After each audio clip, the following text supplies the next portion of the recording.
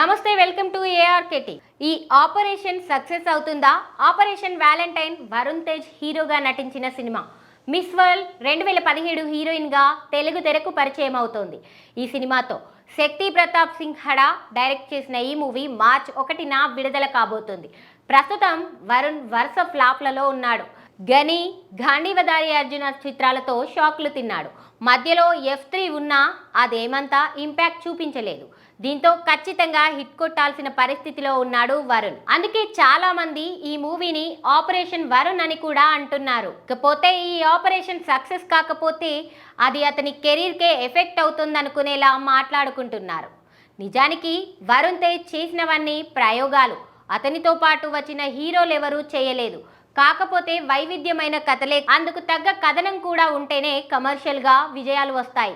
లేదంటే కేవలం ప్రశంసలు మాత్రమే దక్కుతాయి. కొన్నిసార్లు అవి ఉండవు.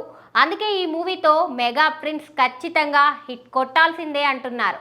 పైగా పెళ్లి తర్వాత వస్తున్న సినిమా కూడా కావడంతో ఆ కోణంలోనూ చూస్తున్నారు. అయితే లావణ్య వరుణ్కు లక్ను తెస్తుందా అని ఆలోచించే బ్యాచ్ కూడా ఉంటుంది కదా. పెళ్ళిళ్ళు సినిమాలను హిట్ చేయలేవని తెలిసినా అనవసరమైన సెంటిమెంట్స్కి దీన్ని వాడేస్తుంటారు. మొత్తంగా ఆపరేషన్ వ్యాలంటైన్ కోసం మెగాస్టార్ కూడా వచ్చాడు. అయినా తేడా కొడితే వరుణ్ కెరీర్కు పెద్ద దెబ్బే పడుతుంది. అందుకే వరుణ్ బ్లాక్ బస్టర్ కొట్టేయాలంతే. నిజానికి పుల్వామా దాడి నేపథ్యంలో ఇప్పటికే బాలీవుడ్ 2-3 సినిమాలు వచ్చాయి. ఏవి అక్కడ ఆకట్టుకోలేదు. వీటిలో ఎయిర్ ఫోర్స్ నేపథ్యంలో రూపొందిన సినిమాలు ఉన్నాయి. అయినా హిట్ టాక్ తెచ్చుకోలేదా సినిమాలు? మరోవైపు కొన్నాళ్లుగా బాలీవుడ్లో ఈ తరహా సినిమాలు పెరిగాయి. పేరుకు దేశభక్తి అంటున్నారు, కానీ ప్రస్తుతం దేశంలో ఈ టైపు మూవీస్కు మంచి డిమాండ్ ఉంది. అలాగని పాకిస్తాన్ను తిట్టడం ద్వారానో, జై శ్రీరామ్ అనడం ద్వారానో, లేక భారత్ మాతాకి జై అంటేనో సినిమాలు ఆడేస్తాయని చాలామంది నమ్ముతున్నారు.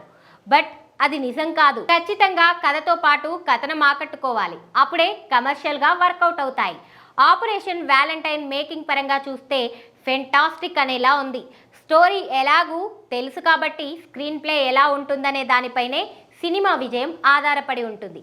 ఏదేమైనా వరుణ్ తేజ్కు ఈ మూవీ ప్రస్తుతం చాలా కీలకమనే చెప్పుకోవాలి.